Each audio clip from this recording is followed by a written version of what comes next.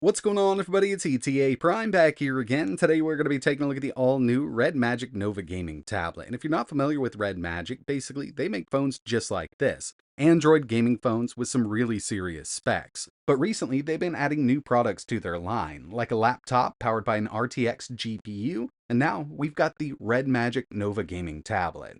They've taken everything they've learned from making the high-end Android gaming phones and packed it into a tablet with a much bigger form factor. And I'll tell you what, this thing is putting down some serious performance. This thing has a beautiful 144 Hz 10.9-inch display. We've got a resolution of 2880 by 1800, bringing it into that 16 by 10 aspect ratio. Does really well scaling up emulators and native Android games. The company will be offering a few different RAM and storage variants, but all of them are going to be using the same CPU. And just like their gaming phones, they've included an active cooling system, which means we do have a real fan inside of this tablet to keep that CPU nice and chilly, so we can game on this thing for extended periods of time and not have to worry about this thing thermal throttling. And of course, we're going to need some cooling here because the new Red Magic Nova gaming tablet is actually powered by the Snapdragon 8 Gen 3. This is the leading version because we've got that clock up to 3.4 gigahertz on the CPU and 1 gigahertz on the GPU. Red Magic will be offering this with a few different RAM and storage variants: 12 gigabytes of RAM with 256 gigabytes of storage, 16 gigabytes of RAM with 512 gigabytes of storage, and 24 gigabytes of RAM with 1 terabyte of storage. But all three variants are going to be using LPDDR5X RAM and super fast UFS 4.0 storage. We've also got that 144 Hz 10.9-inch 2.8K display with up to 500 nits of brightness, and this is an IPS display, but it looks really good. It's got some super deep blacks. 10,100 milliamp hour battery with 80 watt fast charging, Android 14 with Red Magic OS 9.5, and this does support video over USB Type-C. Plus, we've got console mode built in here, and that's kind of one of my favorite features with these Red Magic devices. I will have a full video coming up showing that off because there's a lot that goes into it. And at least for me, over in the States, the only real competitor we have when we're talking about powerful Android tablets is the Samsung Galaxy Tab line. I've got the Tab S9. It's the regular 11-inch version, but we do have a Snapdragon 8 Gen 2. Beautiful AMOLED display. This has been my go-to tablet for basically everything when I need to game on a bigger screen when it comes to Android emulation. It has DeX mode built in, so you can connect it to a larger display, just like the Red Magic Nova. But I've really been hoping for a Snapdragon 8 Gen 3 powered tablet, and we finally have it here with the Red Magic version, so I did want to run some benchmark comparisons here. First up, Geekbench 6. On the left, we've got the Tab S9. On the right, we've got the Red Magic Nova gaming tablet. You can see that with multi-core and that Gen 3, it has beaten out the Gen 2, but if you've been following these Snapdragon chips, there wasn't a huge jump in CPU performance between these two chips. What really changed was GPU performance. Checking out 3D Mark Wildlife Extreme. On the Tab S9, total score here, 3,889. Over on the Red Magic Nova, 5,415. So yeah, we've got a nice jump when it comes to GPU performance. And the last one I ran here was Antutu, just to get a feel for everything going on. Tab S9, 1,605,000. And over on the Red Magic Nova, we're breaking 2 million. And if you take a look down the list, we've got a huge jump on the GPU, memory, and UX. So far, been really impressed with the performance, and of course we would be with that Snapdragon 8 Gen 3. I mean, we've got more than enough power for everyday use case scenarios. They do have some pretty useful widgets here, and they're very gaming centric. But I've just got two up front here. We can change the refresh rate from 60 up to 144. And we've also got fan control. We've got a slower mode, just kind of a super quiet mode, and we've got the full-on mode. If we turn it back on, gives us a little sound effect, and you can actually change this from the Red Magic Center.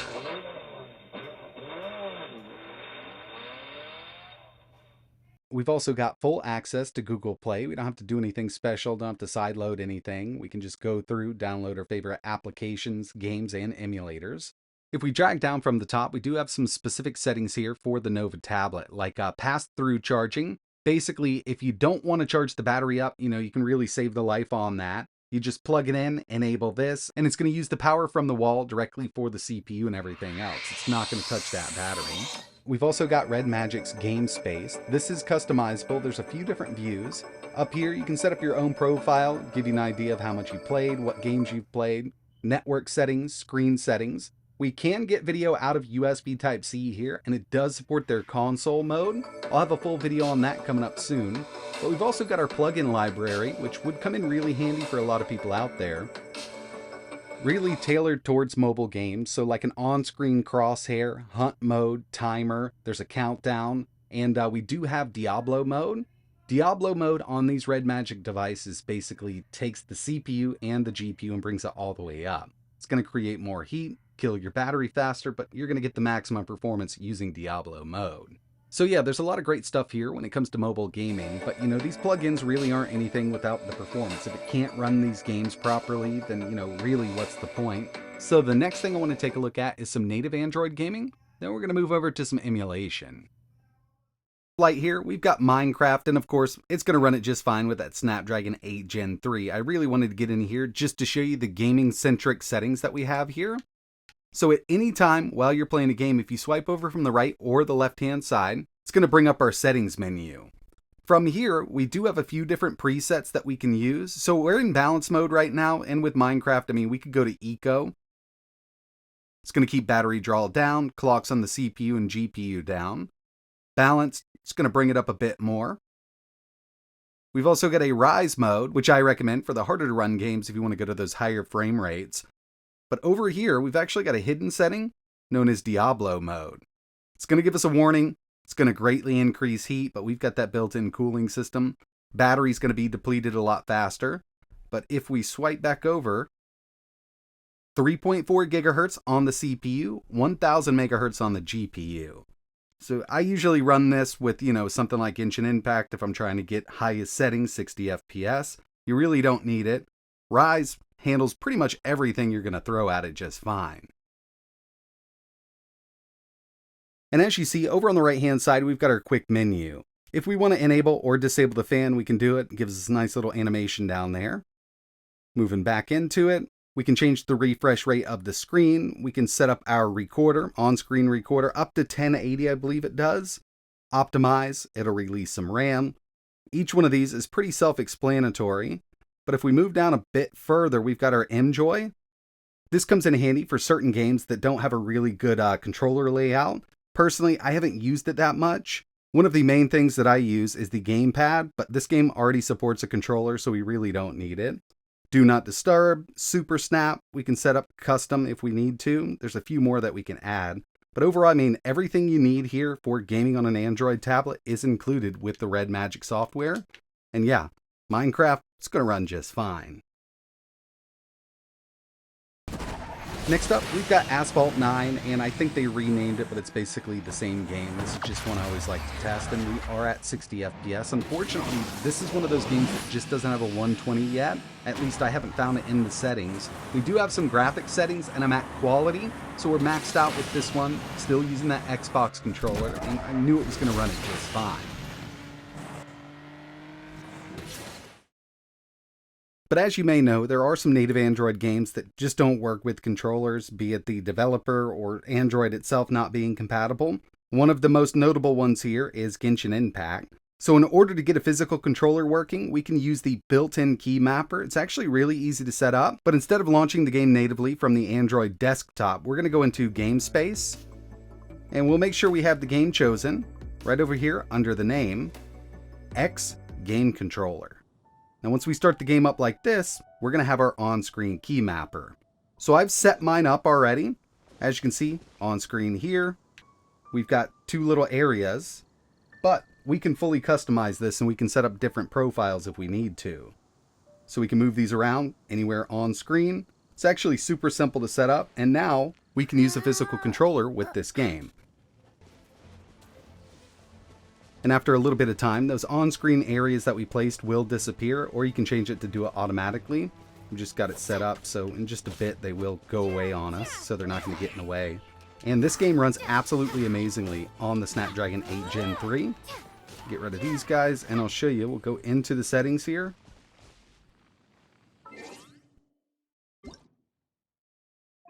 I'm at the highest setting, 60 FPS, and once we change this, goes back down to 30, but we're going to take it to 60. Highest, 60. It's going to run like this all day long. So yeah, if you wanted to play Genshin Impact, not a problem.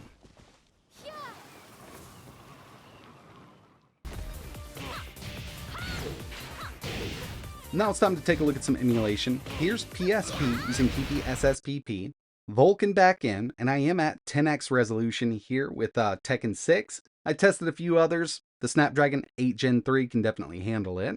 Just wanted to show you. Not using any kind of hacks or anything like that. 10x, it's definitely overkill for the screen's resolution, but it's still pretty impressive that we can even do this. Round 2. Fight. Next up, we've got some GameCube using the Dolphin emulator, Automodalista, and I do want to show you what kind of resolution we're at because with the 8 Gen 3 and the latest updates to Dolphin using the OpenGL backend, we can go up to 4 and 5x. With this game here, I do consider it a harder to run game. We're at 4x resolution, so 2560 by 2112, which is a really high resolution for basically any mobile screen, but seeing how well this performs, it's pretty amazing. Now I also went through and I tested a few others. If you want to go with, let's say, Rogue Squadron 2, you will have to drop it down to 3x. Every once in a while, with 4x, it does dip under that 60 mark, and it's really just when there's a lot of particles on screen. But even with F-Zero GX, you can do 4x resolution, so 2560 by 2112 with F-Zero GX on a tablet. That's pretty impressive, especially when you're running, let's say, the Fire Field track, which is one of the more harder to emulate stages with that game. And since we're here, I figured I'd go ahead and throw a Wii game at it. Sonic Colors, and this is one that ran natively at 30 FPS. There are hacks out there or mods that'll allow you to run this at 60 with the Dolphin emulator. I just left it stock because we're at 4x resolution and it plays just fine like this. And finally, I wanted to test out some PS2. I'm using Nether SX2. And I know it's a bit hard to see, but if you take a look up in the top right-hand corner, you can see what kind of resolution we're running at. This is at 4x using the OpenGL backend, and with Gran Turismo 4, it's 2560 by 1792. I think we could probably go up to 5x with this game here. I mean, it ran just fine. 60 FPS all the way through. I also tested out God of War 2. We're still at 4x, but these games do have a weird aspect ratio when you move between them. So with a 4x resolution using Nether SX2, this is at 2048 by 1792. And some of the games will be a bit different than that, but yeah, I mean, it's really close. 4x with this one also felt really good, but I did see a dip when there was a ton of particles on screen with this game. So I think 4x is really going to be max with this tablet, but it's more than enough for this display.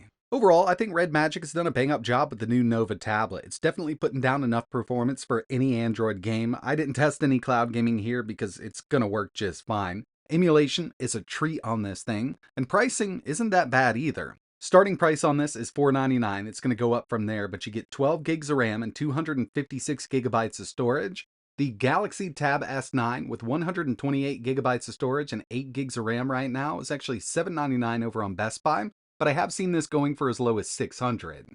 But yeah, I've been having a blast with the Nova, and if you're interested in learning a little more, I'll leave some links to their official website. And keep an eye on the channel because I'll have one more video coming up. I definitely want to test out console mode because that's one of my favorite features with any Android device, being able to connect to a larger display, and especially having, kind of a different interface that we can work with using a mouse and keyboard. But that's going to wrap it up for this one. If you've got any questions or want to see anything else running on this, just let me know in the comments below. Like always, thanks for watching.